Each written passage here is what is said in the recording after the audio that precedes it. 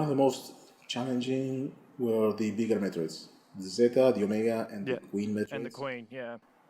Those, those were pretty interesting.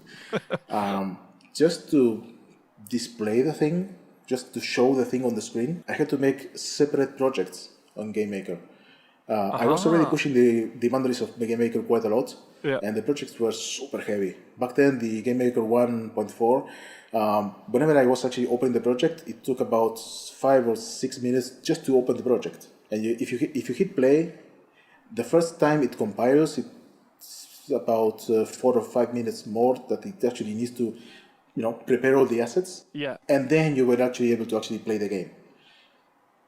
Yeah, that time adds up quite a lot. And if you're going to be iterating, just to see if the head is properly aligned with the neck of some creature, it would take forever. So I pretty much made a bare bones project for every single big Metroid and made some very rudimentary tools for repositioning assets for the every single animation, right?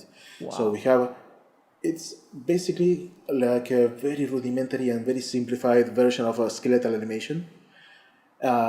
So we have a torso, we have some legs that are attached and they have fixed angle. And based on the rotation of the actual torso, you have the position of the head that's going to be following one particular point. Finding that point and applying the rotations of every single sprite was kind of tiresome, but since this was a fresh project and it would compile in just a couple of seconds, I would be able to actually iterate very easily. And I did add quite a lot of shortcuts for changing positions and showing the offset on the screen. So whenever I found the right position for the head for this particular state, I would write it down. So it was -6, 14, whatever. Hit stop, go to the script, and then type those positions in that particular animation. It was quite straightforward compared to having to wait almost 5 minutes to just hit play and have the thing working. Yeah. So yeah, and I do have a couple of those with very basic.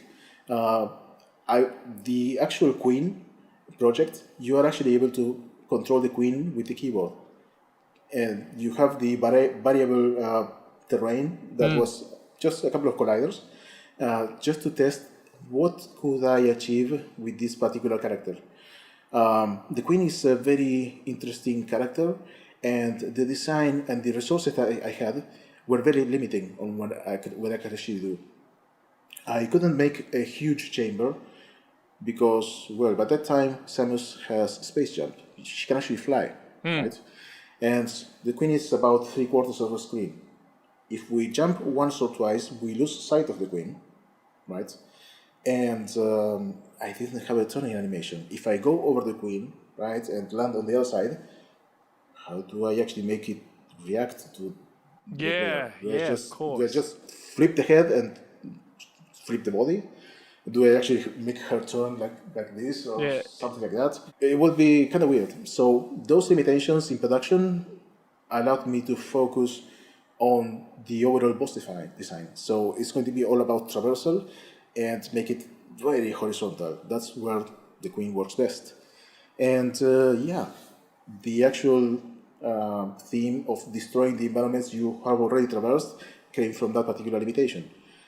And the locomotion of all of that was something that had to be figured out in a very separate project. Otherwise, it would be a pain to actually implement and make it look good.